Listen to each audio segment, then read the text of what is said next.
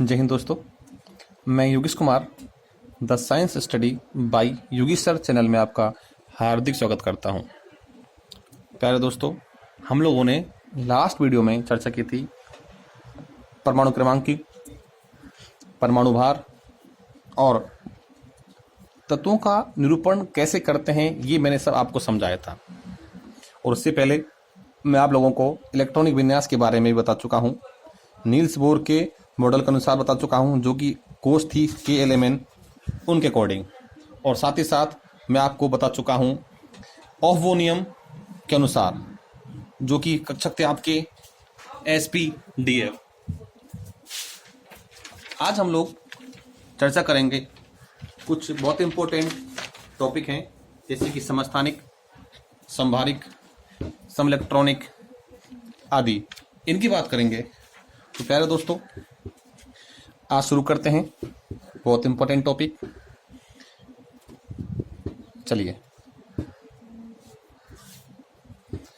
आज का जो पहला पॉइंट है समस्थानिक, आइसोटोप्स बोलते हैं। इसकी अगर मैं शाब्दिक अर्थ पे जाऊं तो सम प्लस स्थान प्लस एक, अर्थात समान स्थान। इसका मतलब है कि समान क्रमांक। तो हमने परिभाषा देखी थी परमाणु क्रमांक की। तो क्रमांक मतलब स्थान ही होता है, यानी कि वे तत्व जिनका क्रमांक अर्थात स्थान समान हो और भार भिन्न भिन्न हो, उनको बोलते हैं समस्थानिक। एग्जाम्पल के लिए देख लीजिए, कार्बन 6-12, कार्बन 6-14। भाई कार्बन जो है वो एक से अधिक रूपों के अंदर पाया जाता है। एक रूप है उसका 6-12, एक रूप है 6-14। तो ये दोनों एक दूसरे के आइसोटोप्स समस्थानिक कहलाते हैं।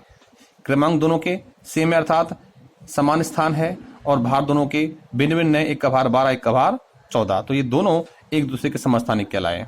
ठीक वैसे ही क्लोरीन भी अपने एक से अधिक रूपों के अंदर पाया जाता है, जैसे कि Cl17-35, Cl17-37। दोस्तों, Cl ऐसा नहीं कि सिर्फ दो रूप में पाया जाता है क्लोरीन, या आपकी Cl17-36 में भी पाया जाता है, Cl17-38 में भी पाया जाता है। तो ये सारे क्या है, इसके समस्थानिक होते हैं। जैसे कि देख लीजिए, Cl17-36 भी है, Cl17 और ये 38 भी है। तो ये भी क्या है, ये भी समस्थानिक हैं। ये चारों एक दूसरे के समस्थानिक होते हैं। तो दोस्तों, और बात करता हूं तो हाइड्रोजन जो है उसके भी 3 समस्थानिक हैं। एक तो 1H1 अर्थात ये भार है, इसका क्रमांक है। एक 1H2 2 भार है, एक इसका क्रमांक है। 1H3 इसका 3 भार, एक क्रमांक है। तो क्रमांक तो तीनों के सेम है, लेकिन भार इसके भिन्न भिन्न हैं। तो अब बात करते हैं थोड़ा सा और की। अगर मैं और बात करूं तो प्यारे बच्चों, सोडियम की बात करता हूं थोड़ी देर के लिए।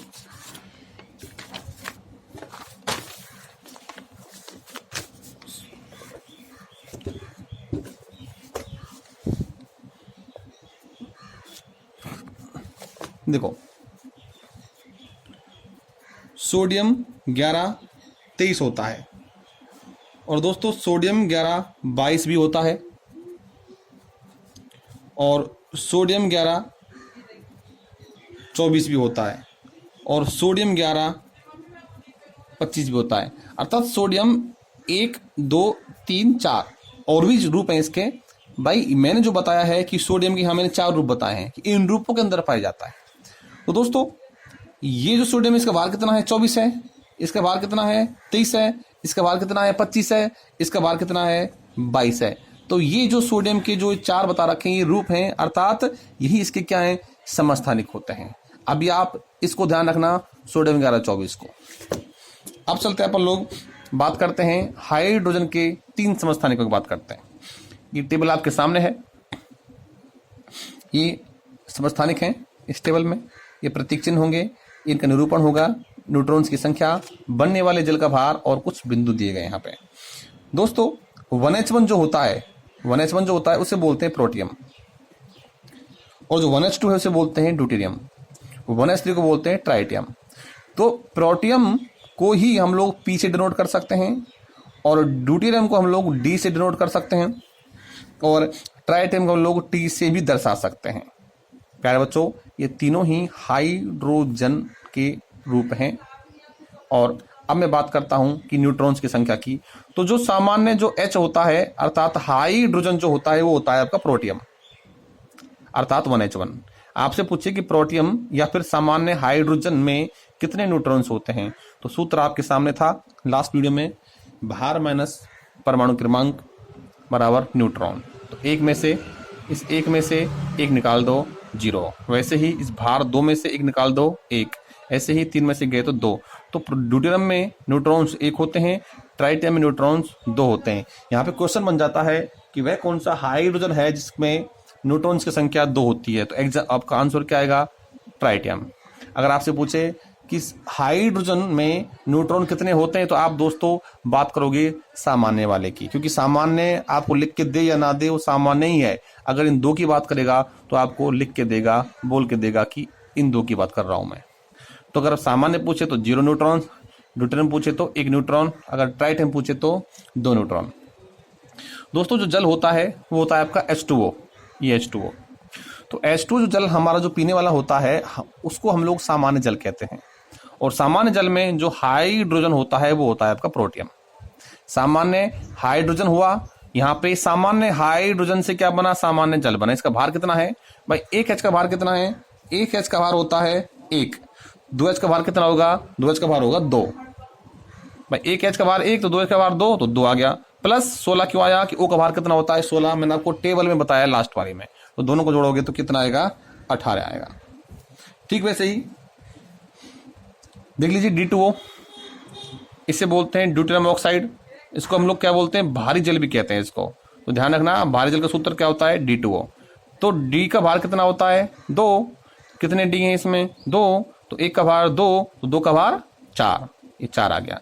O का भार कितना था 16, तो प्लस 16 बराबर 20। तो भारी जल का भार बताओ कितना है, तो भारी जल का भार होता है 20। ऐसे ही आपका T2O ट्राइटियम ऑक्साइड, इसे हम लोग रेडियो एक्टिव जल भी कहते हैं। तो 1 T का भार कितना 3, तो 2 T का भार कितना होगा 6, तो 6 प्लस 16 बराबर 22। तो यहां से आपको ये जो फैक्ट हैं और जो क्वेश्चन हैं आपको ध्यान में रखने हैं। अब चलते हैं आप लोग समभारिक की तरफ। देख लीजिए समभारिक, शाब्दिक अर्थ की बात करते हैं तो यहाँ पे समान भार, अर्थात इसमें क्या होगा, समस्थानिक का जस्ट उल्टा कर दो संभारिक होता है। उसमें क्या था, क्रमांक समान थे, भार भिन्न भिन्न था। यहाँ पे भार समान है और क्रमांक भिन्न भिन्न होगा। देख लीजिए वे तत्व जिनका परमाणु भार तो समान और क्रमांक भिन्न भिन्न होते हैं। एग्जाम्पल के लिए देख लीजिए आर्गन 1840, आर्गन 1940, आर्गन 2040। प्यारे बच्चों आर्गन का भार होता है 1939 होता है वैसे तो उसका निरूपण, लेकिन उसका एक ग्रुप और होता है, सॉरी आर्गन ये पोटेशियम और कैल्शियम है। आर्गन 1840, पोटेशियम 1940 और कैल्शियम 2040। तो पोटेशियम 1939 होता है निरूपण इसका, लेकिन पोटेशियम के और भी कई सारे रूप होते हैं, उनमें 39 भी और 40 भी एक है। तो दोस्तों संभारिक की बात करते हैं तो तीनों जो ये हैं तीनों एक दूसरे के संभारिक हैं, क्योंकि यहाँ पर तीनों का भार समान है और क्रमांक यहाँ पे भिन्न भिन्न है। और एग्जांपल ले लीजिए, ये आपको सोडियम 1124, मैग्नीशियम 1224। मैंने आपको अभी बताया था कि आप इसको ध्यान रखना। यहाँ देख लीजिए भाई सोडियम का ये रूप जो है वो मैग्नीशियम 24 के रूप के भार के बराबर है। तो दोस्तों हम लोग कह सकते हैं ये दोनों एक दूसरे के संभारिक हैं। अब बात करते हैं आइसोटोन्स की, सम न्यूट्रॉनिक की बात करते हैं। नाम पर चले जाइए, समान न्यूट्रॉन होंगे। तो दोस्तों अगर किसी तत्व में या किसी तत्व के परमाणु में न्यूट्रॉन्स की संख्या समान हो तो वो सम न्यूट्रॉनिक कहलाएगा, अर्थात आइसोटोन्स कहलाएगा। एग्जांपल देख लीजिए भाई सोडियम 1123, मैग्नीशियम 1224। अगर मैं आपसे बोलूं कि दोनों में बताइए न्यूट्रॉन कितने कितने हैं, तो आप कैसे निकालोगे, आप निकालोगे इसका निकालोगे 23 - 11 कितना आएगा, फिर इसका निकालो 24 - 12 कितना आएगा। यहाँ पर भी 24 है और यहाँ पर भी, सॉरी यहाँ पर 12 दूनी 12, यहाँ पर 12 है और यहाँ पर भी 12 है। तो दोनों कंडीशन में कितने 12 न्यूट्रॉन्स आते हैं। तो दोस्तों हम ये कह सकते हैं कि दोनों एक दूसरे के सम न्यूट्रॉनिक हैं, अर्थात आइसोटोन्स हैं। अगर मैं बात करता हूँ 5 बोरॉन 11 C6 12, तो आप बताइए इसमें न्यूट्रॉन्स कितने हैं, इस न्यूट्रॉन्स कितने हैं। अगर मैं न्यूट्रॉन्स की बात करता हूँ तो 11 में से 5 निकालो कितना बचेगा 6, तो इसमें 6 न्यूट्रॉन। इसमें निकालो 12 में 6 गए तो भी कितने बचेगा 6, अर्थात दोनों में 6 न्यूट्रॉन्स हैं, इसलिए ये दोनों आपस में एक दूसरे के सम न्यूट्रॉनिक कहलाएंगे। आप देख लीजिए, आपसे पूछे कि एल्यूमिनियम 1327 और सिलिकॉन 1428 में दोनों में न्यूट्रॉन्स की संख्या बताओ, तो प्यारे बच्चों आप कैसे निकालोगे? बस 27 में से 13 निकाल दो, कितना बचेगा 14, 28 में 14 गए तो 14, तो दोनों में 14 न्यूट्रॉन्स हैं, तो ये दोनों एक दूसरे के सम न्यूट्रॉनिक कहलाते हैं। तो पेपर में आपसे स्टेटमेंट दे सकता है कि सम न्यूट्रॉनिक की परिभाषा क्या होती है, और साथ ही साथ आपसे बोल सकता है कि बताइए इसका कौन सा एग्जाम्पल सही है, कौन सा सही नहीं है। आप बड़ी आसानी से ये क्वेश्चन सॉल्व कर जाओगे। अब चलते हैं अपन लोग दोस्तों आगे। अगला है आपका सम इलेक्ट्रॉनिक, आइसो इलेक्ट्रॉनिक। दोस्तों ये थोड़ा सा आपको टफ लगता है, टेढ़ी खीर बोल देते हैं, लेकिन बहुत इजी है। जो समझ गया चार्ज कैसे आता है, इलेक्ट्रॉन देने से आता है आपका पॉजिटिव और इलेक्ट्रॉन लेने से आता है आपका नेगेटिव। लास्ट वीडियो मैंने चर्चा की थी इसकी, जो समझ गया वो इसको कर जाता है। चलो आओ इसको समझते हैं। आपसे पूछता है कि क्या परिभाषा है, तो नाम ही क्या है इसका, सम इलेक्ट्रॉनिक, अर्थात इलेक्ट्रॉन की संख्या क्या होगी, समान होगी। इनमें इलेक्ट्रॉन्स की संख्या समान होती है। कैसे निकालोगे बताओ? Example, Na+, Mg+2, Al+3, Si+4, P+5, S+6। ये दोस्तों ये सारे एक दूसरे के सम इलेक्ट्रॉनिक कहलाते हैं। कैसे, अब समझेंगे। ये अगला कुछ एग्जांपल देखिए, H-, He, Li+, C+4, ये भी सारे एक दूसरे के सम इलेक्ट्रॉनिक कहलाते हैं। अब देख लीजिए अगला example, S-2 organ, Cl-, K+, C+2, ये भी एक दूसरे के सम इलेक्ट्रॉनिक कहलाते हैं। आइए समझते हैं कैसे कैसे।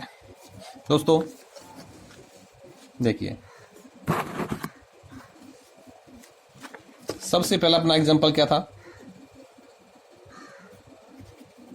Na+, Mg+2, Al+3, Si+4, P+5, S+6। इसमें से एक दो में करूंगा, बाकी आप करोगे। देखिए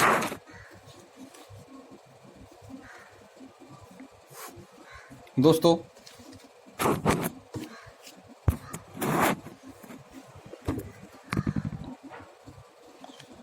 Na+, सोडियम जब उदासीन होता है तो इसका क्रमांक कितना होता है बताइए? क्रमांक होता है इसका 11। देखो उदासीन हो चाहे कि कोई चार्ज हो, क्रमांक हमेशा 11 होता है, 11। प्यारे बच्चों, अब बोले कि सोडियम का आपको विन्यास बताना है, तो आप कैसे बताओगे? आप विन्यास बताओगे, के में कितने 2 और एल में कितने 8, एम में कितने 1 बताओगे। लेकिन अब आपसे बोले, आपसे कह दे कि मुझे विन्यास बताओ Na+ का, तो आप कैसे बताओगे? दोस्तों वही Na+ जो होता है भाई, सोडियम में 11 है, Na+ बना, अर्थात सोडियम और Na+ दोनों में डिफरेंस की बात करता हूं, तो Na में 11 होते हैं इलेक्ट्रॉन, 11 होते हैं इसमें प्रोटॉन। जैसे ही वो Na+ बनेगा, अर्थात उस पर 1+ हो तब आएगा जब एक इलेक्ट्रॉन निकाल देगा। यहां से क्या केस ने एक इलेक्ट्रॉन को बाहर निकाल दिया। अब देख लीजिए, ये 11 इलेक्ट्रॉन थे, कितने बचेंगे एक निकालने से? ये 10 बचेगा, एक तो निकल गया, एक चला गया, यहाँ 10 बचे, और प्रोटॉन तो 11 की 11 हैं। अब यहाँ माइनस के 10 हैं और ये प्लस की 11 हैं, तब चार्ज कितना आएगा इस पे? +1 आएगा। अर्थात मैं कहना चाहता हूं कि Na+ में जो विन्यास आएगा वो आएगा आपका K में कितने 2 और 8 ही आएगा। अर्थात मतलब कहने का ये है कि Na में होते हैं 11 इलेक्ट्रॉन और Na+ में होते हैं 8, 10, यानी कि 10 इलेक्ट्रॉन। आप इसको ऐसे समझ लीजिए कि Na में इलेक्ट्रॉन कितने 11 और Na+ में कितने होंगे ये निकालने हैं।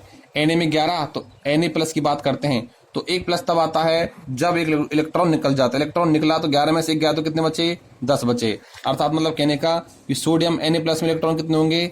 10 होंगे। अब बात करते हैं Mg+2 की, तो दोस्तों Mg में इलेक्ट्रॉन कितने होते हैं? 12। लेकिन हमें एक बात किसी करनी है Mg+2 की। जब भाई +2 आ रहा है तो एक इलेक्ट्रॉन निकालो, 1+ आता है, 2 निकालो तो 2+ आएगा। तो 12 में से 2 गए तो कितने बचेंगे? 10 बचेंगे। 2 तो निकल चुके, तो Mg+2 में इलेक्ट्रॉन्स कितने होते हैं? 10 होते हैं। ये 10 हो गए। अब बात करते हैं किसकी? अब बात करते हैं Al+3 की। प्यारे बच्चों, Al इलेक्ट्रॉन कितने होते हैं इसमें? 13। हमें इसको कन्वर्ट किस में करना है? Al+3 में। भाई जब Al में से एक इलेक्ट्रॉन जाएगा तो क्या बनेगा? Al+ बनेगा। एक गया तो 12 बचे। जब एक और जाएगा तो +2 बचेगा, बनेगा। कितने इलेक्ट्रॉन बचे? 12। तो जब Al में से 3 जाएंगे इलेक्ट्रॉन, तो 3 जाएंगे तो प्लस के 3 बनेगा। और बचे कितने? 13 में से 3 गए तो 10 बचे। तो आपका Al+3 में भी आपके 10 इलेक्ट्रॉन होंगे। Same to same Si+4। दोस्तों Si जो होता है सिलिकॉन होता है 14 नंबर पे, इसमें 14 इलेक्ट्रॉन पाए जाते हैं। अब ये किस में चेंज हो गया? Si+4 में। तो प्यारे बच्चों, ये +4 तब बनेगा जब इसमें से 4 इलेक्ट्रॉन निकल जाएंगे। तो 1 इलेक्ट्रॉन निकलने से प्लस का 1 बनता है, 2 से निकलने से प्लस का 2 बनता है, 3 निकलने से प्लस का 3 बनता है, 4 निकलने से प्लस का 4 बनता है। जब 4 निकल जाएंगे तो बचे कितने? 10। तो दोस्तों Si+4 में कितने होते हैं?